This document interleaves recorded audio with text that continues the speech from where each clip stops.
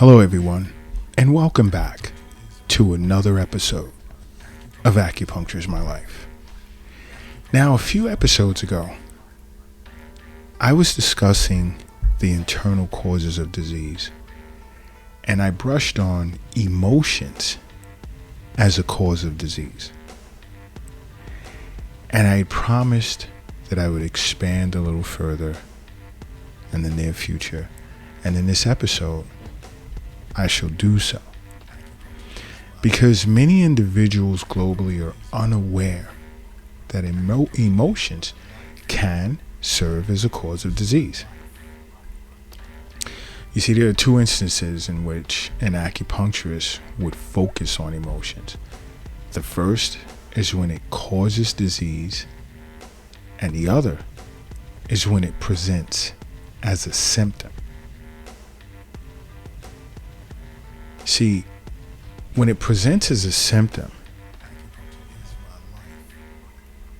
we have to, as acupuncturists, find out the root cause and look to treat the root so that the symptom can subside. Okay? Now, to an acupuncturist, when emotions serve as a cause of disease, you see, these emotions present as mental stimuli, which disturbs the mind, altering the yin and yang balance of the internal organs, as well as disrupting the smooth flow of qi and blood throughout the body. Again, I spoke about the importance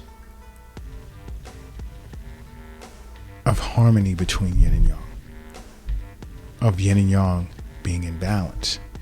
Emotions can disturb that. Emotions can also affect the flow of qi and blood throughout the body. And these are the ways in which it can cause disease. You see, this is the way in which emotions, when we lose control of them, serve as an internal cause of disease, injuring the internal organs. Now, I say lose control of them. I mean, if we carry these emotions, let's say for an extended period of time, or for a short period of time in which we carry them, they are extremely intense. Now, this can also happen in reverse because an acupuncturist understands that the body and mind are inseparable, meaning they are one, and I discussed this in the past.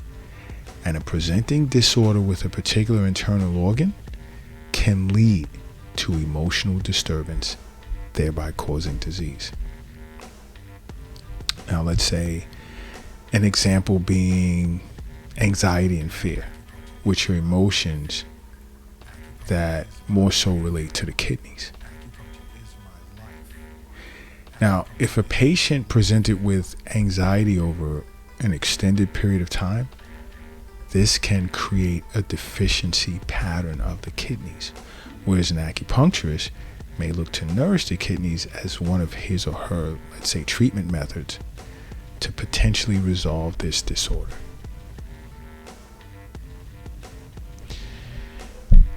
So, this is realizing with, let's say, fear being tied to the kidneys.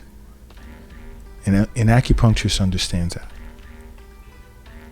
So they would assess the person's kidneys to determine the root relative to the symptom, that being the actual emotion. But in this case, the emotion was carried over an extended period of time, and it came to affect the kidneys. So to resolve that, an acupuncturist would nourish the kidneys,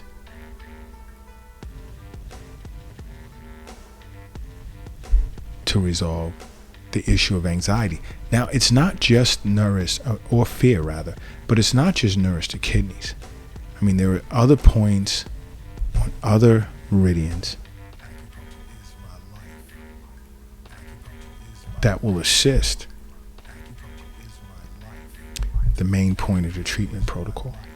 So it's not just needling points on the kidney meridian. And I'm just being broad, to be exact, an individual would have to sit with an acupuncturist or contact the acupuncturist, my life, because their constitution would have to be assessed by the acupuncturist. A full intake would have to be done before being exact with regard to any disorder. Now back to emotions as a cause of disease. Now on the other hand, too much sexual activity or overwork can cause deficiency patterns of the kidneys, which then sometimes can stimulate an anxiety disorder.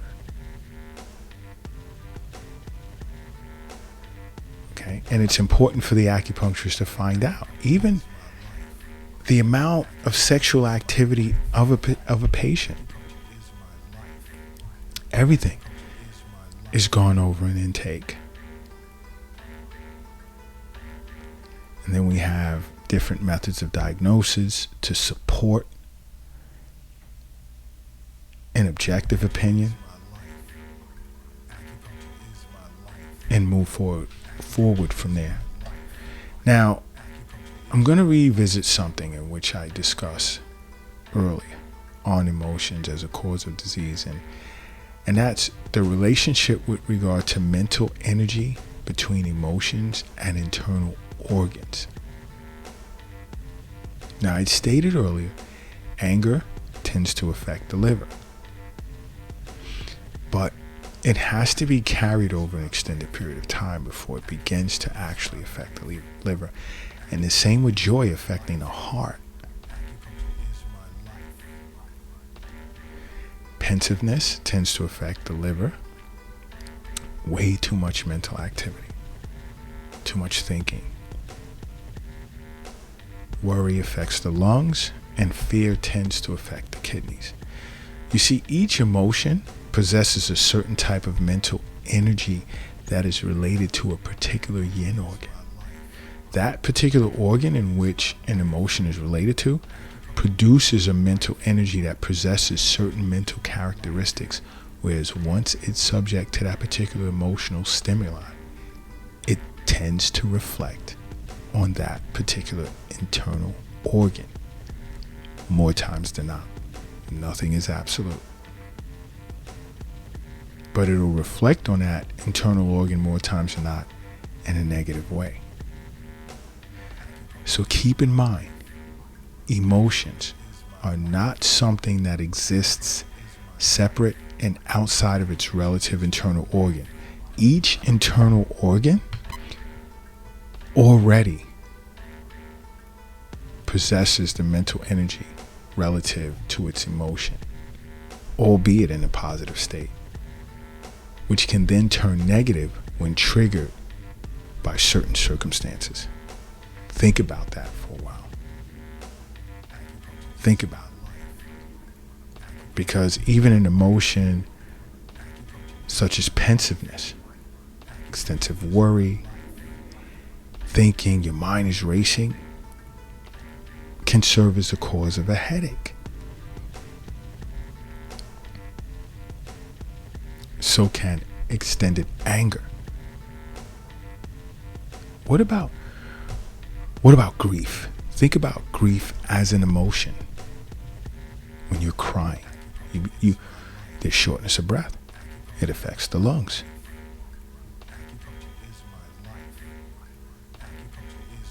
When you're shocked, it pauses chi. Now, if it remains paused for an extended period of time, you ever see a person just freeze up and they can't move as a result of shock, a surprise? This type of stimuli affects the body. This is how mental stimuli can create or serve as a cause of disease. And many individuals don't understand some of their ailments is tied to emotions as a cause of disease, which is why I'm saying over and over, please make acupuncture a part of your life. Because acupuncture is my life. What's yours?